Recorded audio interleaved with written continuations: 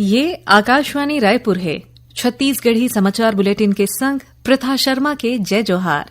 अब सुनाओ आज के प्रमुख समाचार। आज विश्व पर्यावरण दिवस है। इस दिन विशेष में राष्ट्रपति, उपराष्ट्रपति और प्रधानमंत्री लोगन मन ले पृथ्वी के रक्षा करे के करीन अपील। रायपुर समेत जगह जगह हुई कतकोन कार्यक्रम। विकसित कृषि संकल्प अभियान के चलत ICAR रायपुर कोतिले हुई सघन ग्रामीण संपर्क कार्यक्रम। 25 ठिन कृषि विज्ञान केंद्र और राज्य कृषि विभाग के सहयोग ले चलाएगी इस अभियान। और बीजापुर जिला में माओवादी मन के संग हुई मुठभेड़ में 1 करोड़ रुपया के इनामी माओवादी मारेगी। DIG हदीन जानकारी। अब समाचार विस्तार ले। आज विश्व पर्यावरण दिवस है। इस दिन विशेष में राष्ट्रपति द्रौपदी मुर्मू, उपराष्ट्रपति और प्रधानमंत्री नरेंद्र मोदी लोगन मन ले पृथ्वी के रक्षा करे के अपील करें।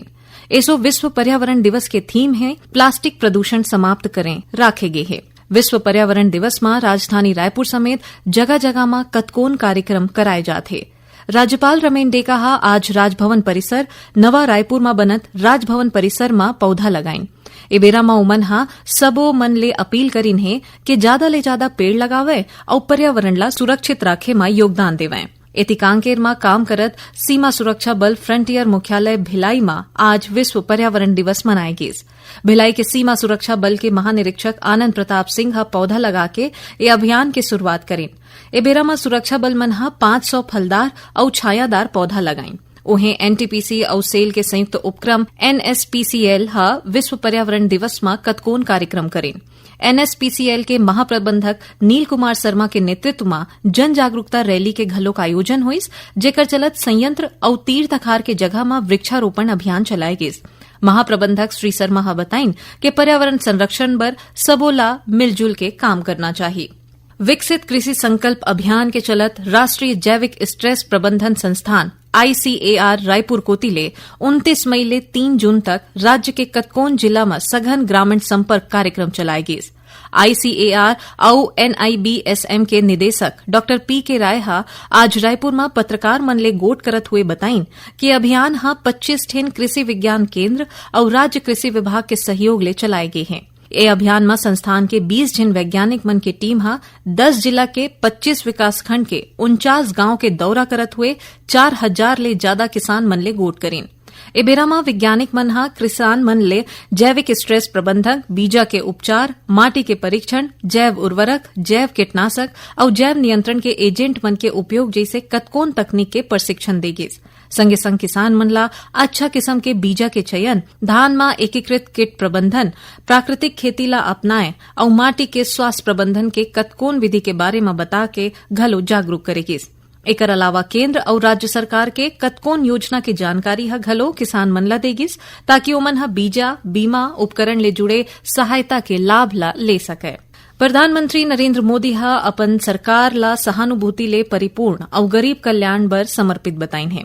श्री मोदी राष्ट्रीय जनतांत्रिक गठबंधन सरकार के 11 बछर पूरा होए में लोगन मन ला गरीबी ले उबारे बर केंद्र सरकार के सशक्तिकरण, मजबूत बुनियादी ढांचा और समावेशन के दिशा में हुए काम के उल्लेख करें। श्री मोदी सोशल मीडिया में पोस्ट में लिखें कि PM आवास योजना, PM उज्ज्वला योजना, जनधन योजना और आयुष्मान भारत जैसे कतकोन पहल आवास, खाना पकाए के स्वच्छ ईंधन, बैंकिंग और स्वास्थ्य सेवा तक पहुंचाएला बढ़ावा दे है। उमना कहीन है कि प्रत्यक्ष लाभ हस्तांतरण, डिजिटल समावेशन और मजबूत ग्रामीण बुनियादी ढांचा पारदर्शिता के संग लाभ पहुंचाए हैं। श्री मोदी गरीबी ला हराए में 25 करोड़ ले ज्यादा लोगन मन ले मदद करे में ए पहल के भूमिका ऊपर जोर दें। उमन समावेशी और आत्मनिर्भर भारत बनाए बर सरकार के प्रतिबद्धता ला दोहराइन है, जी हर लोगन मन ला सम्मान के संग जिये के मौका मिल सके। छत्तीसगढ़ी समाचार बुलेटिन आप मन आकाशवाणी रायपुर ले सुनत हौ। छत्तीसगढ़ के खबर ले है आपके वास्ता और खबर के विश्वसनीयता ले है हमार वास्ता। आकाशवाणी समाचार रायपुर के प्रादेशिक समाचार बुलेटिन के संगे संग हमार समसामयिक कार्यक्रम आप रेडियो के संग अपन मोबाइल में घलो सुन सकत हो। आकाशवाणी समाचार फेसबुक, ट्विटर और यूट्यूब में घलो हावय। हमार फेसबुक पेज हरे Chhattisgarh news on AIR, Twitter handle CGAIR news और हमार यूट्यूब चैनल हरे छत्तीसगढ़ AIR न्यूज। तो अब रेडियो के संगे संग आपके मोबाइल के माध्यम ले हम आप तक पहुंचत हन। छत्तीसगढ़ के हर खबर पर सुनत रहो आकाशवाणी समाचार। अब आगू बढ़बो बाचे समाचार कोती। कांग्रेस सांसद शशि थरूर के नेतृत्व में बहुदलीय प्रतिनिधि मंडल अमेरिका में आने नेता वरिष्ठ अधिकारी और भारतीय समुदाय के संकट कोन बैठका के चलत आतंकवाद के खिलाफ भारत के दृढ़ रुख ला मजबूती ले आगू राखिन है। श्री थरूर वाशिंगटन में अमेरिकी कांग्रेस के विदेश मामला के समिति के शीर्ष नेतृत्व के संग बैठका के बाद कहिन कि आतंकवादी हमला के निंदा करे और भारत के आत्मरक्षा के अधिकारी के मुद्दा में सबोहा पूरा तरीका ले सहमति दे दे है। एती समिति के अध्यक्ष ब्रायन मास्टा आतंकवादी हमला के निंदा करें और कहिन है कि ऐसना हमला बर दुनिया में कोनो जगह नहीं है।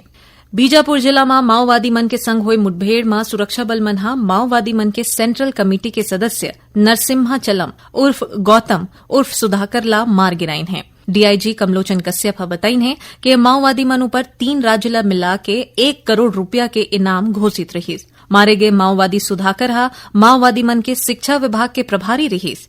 पाछू 3 दशक ले नक्सल गतिविधि में सक्रिय रहीस। श्री कश्यप बताइन कि बीजापुर के माड़ क्षेत्र के अंदरूनी जगह में माओवादी मन के रहे के सूचना मिले में नारायणपुर, बीजापुर और दंतेवाड़ा जिला के डिस्ट्रिक्ट रिजर्व गार्ड डीआरजी के संयुक्त टीम ऑपरेशन चलाइन है। जवान मन बिहिनिया ले ही माओवादी मन के घेराबंदी शुरू कर दे रहीन, जेकर बाद हुए मुठभेड़ में सुरक्षा बल मन ला ए सफलता मिले है। डीआईजी बताइन है कि ये जगह में सर्चिंग अभी भी चलत है। घटना वाली जगह ले एक ठेन ऑटोमेटिक राइफल ला जब्त करे गए है। राज्यपाल रमेन डेका गरियाबंद जिला के मड़वाडीह गांव ला गोद लेके अच्छा पहल करीन है, जेकर चलत राज्यपाल आज मड़वाडीह गांव पहुंच के लोगन मन ले भेंट करेन। उमन इहां जनसभा ला संबोधित करत हुए गांव के विकास बर ग्रामीण मन ला आश्वस्त करीन है। एबेरा में राज्यपाल मड़वाडीह में 1 पेड़ मां के नाम अभियान के चलत आमा के पौधा लगाइन और लोगन मन ला वृक्षारोपण बर प्रेरित घलो करीन है। एबेरा में राज्यपाल रेड क्रॉस के यूथ वॉलंटियर और स्वच्छता दीदी मन ले घलोक भेंट करीन। उप मुख्यमंत्री विजय शर्मा आज रायपुर के सैनिक कल्याण संचालनालय परिसर में भारतीय सशस्त्र सेना के शौर्य और कतकोन ऐतिहासिक काम ला दिखाए वाले नवा बने भित्ति चित्र के लोकार्पण करें। एबेरा में श्री शर्मा कहिन है कि भित्ति चित्र भारतीय सेना, नौसेना और वायुसेना के गौरवशाली योगदान ला दिखाथे। उमना कहिन है कि ये चित्र न सिर्फ परिसर के शोभा ला बढ़ाथे बल्कि जवान लइका मन बर प्रेरणा के स्रोत घलोक हवय। राष्ट्रीय महिला आयोग के अध्यक्ष विजया रहाटकर अपन 1 दिवसीय छत्तीसगढ़ प्रवास के चलत आज रायपुर में महिला प्रकरण के जनसुनवाई करें। एकर बाद पत्रकार मन ले गोट करत हुए उमन कहिन है कि आज आयोग को तिले छत्तीसगढ़ के 40 ठिन प्रकरण के सुनवाई करे गए है, जेमा पारिवारिक विवाद, दुष्कर्म और कुछ आने संवेदनशील मामला घलोक शामिल हरय। उमन बताइन है कि राष्ट्रीय महिला आयोग के अध्यक्ष के प्रभार ग्रहण करे के बाद उमन पहली गांव छत्तीसगढ़ के दौरा में आइन है। अंतर्राष्ट्रीय योग दिवस ला मनाए बर हमन आप मन ला एक ठेंग आकर्षक जिंगल बनाए बर आमंत्रित करत हन। संगीत के माध्यम ले योग के संदेश देवत हुए ए महान अभियान के आप मन हिस्सा बन सकत हव। एकर बर आप मन ला नगद पुरस्कार घलो मिल सकत है और एकरे संबंधित में ज्यादा जानकारी बर आप मन mygov.in में विजिट कर सकत हव। आखिर में प्रमुख समाचार एक घाव फेर। आज विश्व पर्यावरण दिवस हरय। ए दिन विशेष में राष्ट्रपति, उपराष्ट्रपति और प्रधानमंत्री लोगन मन ले पृथ्वी की रक्षा करे के करीन अपील। रायपुर समेत जगह जगह होइस कतकोन कार्यक्रम। विकसित कृषि संकल्प अभियान के चलत ICAR रायपुर कोतिले होइस सघन ग्रामीण संपर्क कार्यक्रम। 25 ठिन कृषि विज्ञान केंद्र और राज्य कृषि विभाग के सहयोग ले चलाए गिस अभियान। और बीजापुर जिला में माओवादी मन के संग हुई मुठभेड़ में 1 करोड़ रुपया के इनामी माओवादी मारे गिस। डीआईजी हदीन जानकारी। एकरे संग छत्तीसगढ़ी समाचार बुलेटिन इहे सिरावत है। जय जोहार।